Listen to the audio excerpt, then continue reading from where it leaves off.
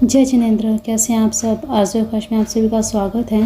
आज हम बात करेंगे किस तिथि में क्या वस्तु नहीं खानी चाहिए, कौन सी सब्जी कौन सा साग नहीं खाना चाहिए, इन वस्तुओं को खाने से आपको क्या क्या नुकसान हो सकते हैं, आप अपने ही हाथों से अपना ही नाश करते हैं अज्ञानता के कारण।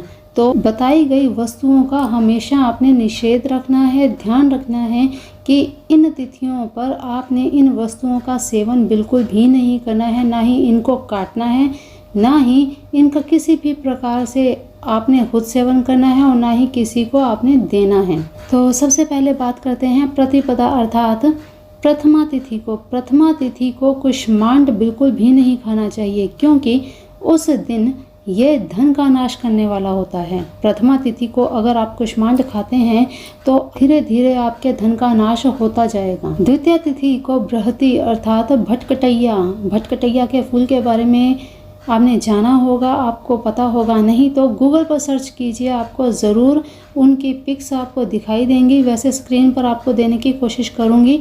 तो भटकटैया का फूल, जड़ भटकटैया का पौधा, भटकटैया को आपने बिल्कुल निषेध रखना है द्वितीया के दिन। फिर इसके बाद तृतीया के दिन यहाँ पर एक चीज़ का ध्यान रखें, चाहे वो कृष्ण पक्ष हो चाहे वो शुक्ल पक्ष हो, दोनों ही पक्षों की इन तिथियों में आपने इन सभी चीज़ों का सेवन बिल्कुल नहीं करना है। तो हम बात कर रहे थे तृतीया तिथि को। तृतीया तिथि को परवल बिल्कुल नहीं खाना चाहिए, इससे शत्रुओं में वृद्धि होती है। अगर आपके दुश्मन बहुत ज़्यादा हैं तो उनमें और भी बढ़ोतरी होती जाएगी। फिर इसके बाद चतुर्थी को मूली बिल्कुल भी नहीं खानी चाहिए, इससे भी धन का नाश होता है। फिर इसके बाद पंचमी तिथि को बेल खाने से कलंक लगता है, कैसे भी झूठे आरोप का कलंक लग जाएगा या किसी भी प्रकार का आपके माथे पर कलंक लग सकता है, तो पंचमी तिथि को बेल का निषेध होता है। षष्ठी तिथि को नीम की पत्ती, फल या दातुन मुंह में डालने से नीच योनियों की प्राप्ति होती है, नरक की प्राप्ति होती है। तो षष्ठी तिथि को नीम से जुड़ी कोई भी वस्तु आपने मुंह में नहीं लेनी है, बिल्कुल आपने इसको ना तो काटना है ना ही इससे बनी हुई कोई वस्तु का उपयोग करना है। फिर इसके बाद सप्तमी तिथि को ताड़ का फल खाने से अगर आप रोगी हैं तो रोग बढ़ेंगे, अगर रोग नहीं है तो रोग हो जाएंगे। तो ताड़ का फल खाने से शरीर का नाश होता है, तो ध्यान रखिए सप्तमी के दिन ताड़ का फल नहीं खाना। अष्टमी को ध्यान रखिए, शुक्ल पक्ष हो या कृष्ण पक्ष, अष्टमी को नारियल का फल, नारियल बिल्कुल भी नहीं खाना चाहिए, ना ही नारियल को तोड़ना चाहिए। दोनों ही चीज़ों से बुद्धि का नाश होता है, तो अष्टमी के दिन इस बात का हमेशा ध्यान रखें। नवमी के दिन गोल वाली लौकी, जिसे घिया कहते हैं, गोल वाली लौकी बिल्कुल आपने त्यागनी है, बिल्कुल भी नवमी के दिन इस चीज़ का परहेज़ करें। फिर इसके बाद दशमी को कलम्बी का साग, जिसे कलमी भी बोलते हैं, कलमी का साग आपने निषेध रखना है। फिर इसके बाद एकादशी को शिम्बी अर्थात सेम अर्थात सेवइयाँ, जो नूडल्स होती हैं, मैदे की बनी हुई सेवइयाँ होती हैं, और साथ ही चावल, इन दोनों चीज़ों का सेवन बिल्कुल नहीं करना चाहिए। ऐसा करने से पुत्र का नाश होता है। तो फिर इसके बाद द्वादशी को पोई खाने से भी पुत्र का नाश होता है, पोई अर्थात पुती भी कहते हैं इसे। त्रयोदशी के दिन बैंगन नहीं खाना चाहिए, इससे भी पुत्र का नाश होता है। दशमी, एकादशी, द्वादशी और त्रयोदशी, इन 3 दिनों में जो चीज़ें आपको बताई गई हैं, इससे आपके वंश का नाश होता है, तो पुत्र नाश अर्थात वंश का नाश। तो इन चीज़ों का आपने हमेशा ध्यान रखना है।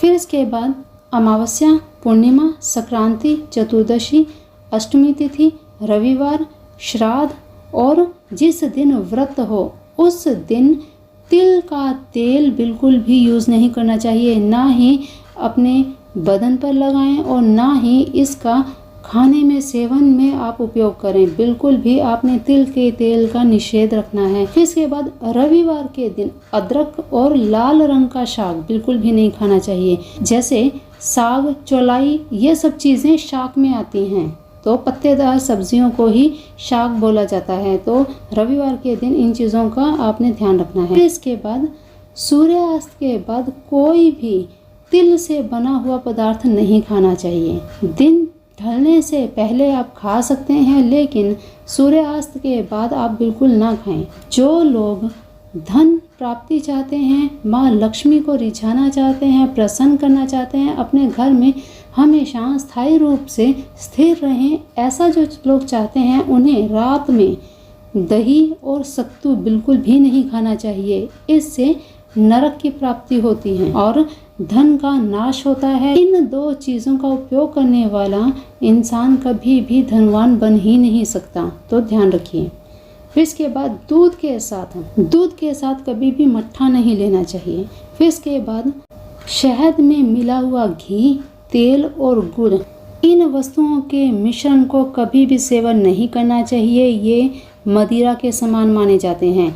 गुड़ सहित दही और गुड़ में मिश्रित अदरक भी कभी भी नहीं खानी चाहिए। ये सारी वस्तुएं मदिरा के समान अर्थात शराब के समान हो जाती हैं, इसलिए इन मिश्रित वस्तुओं का सेवन कभी नहीं करना चाहिए। फिर इसके बाद हाथ में नमक लेकर कभी नहीं चाटना चाहिए।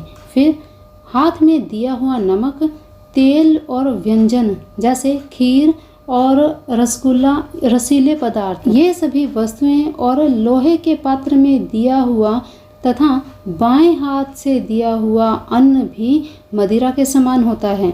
लोहे के पात्र में अगर चावल पकाए जाएं तो वो चावल भी मदिरा हो जाते हैं, लेकिन तांबे के बर्तन में घी और लोहे के पात्र में तेल दूषित नहीं होता है, इनका उपयोग किया जा सकता है। फिर इसके बाद कांसे के बर्तन में नारियल का पानी और तांबे के बर्तन में ईख का रस और सभी गव्य पदार्थ अर्थात घी को छोड़कर दूध, दही, पनीर, ये सभी भी शराब के ही समान होते हैं, तो इनका भी आपको ध्यान रखना चाहिए। कांसे के बर्तन में इन चीज़ों को डालकर उपयोग में ना लेकर आएं। घी का उपयोग कर सकते हैं। तो इन चीज़ों का आप ध्यान रखते हुए अपने जीवन में आ रही सफलताएं, जीवन में आ रही प्रगति में अवरोध नहीं बन पाएंगे और अपने जीवन को आगे आगे और भी बढ़ाते जाएंगे। तो बिल्कुल आपको इनका ध्यान रखना है। तो चलिए आज के लिए विशेष जानकारी इतनी ही। मिलते हैं ऐसे ही नई जानकारी के साथ। तब तक के लिए अपना ध्यान रखिए, मस्त रहिए, स्वस्थ रहिए और चैनल पर पहली बार विजिट कर रहे हैं तो चैनल को सब्सक्राइब करके बेल आइकन जरूर प्रेस कीजिए। कमेंट जरूर कीजिए आपको वीडियोस कैसी लगती हैं। अगली वीडियो आने तक अपना ध्यान रखिए, मस्त रहिए, स्वस्थ रहिए, अपने अपनों का भी ध्यान रखिए। जय जिनेंद्र।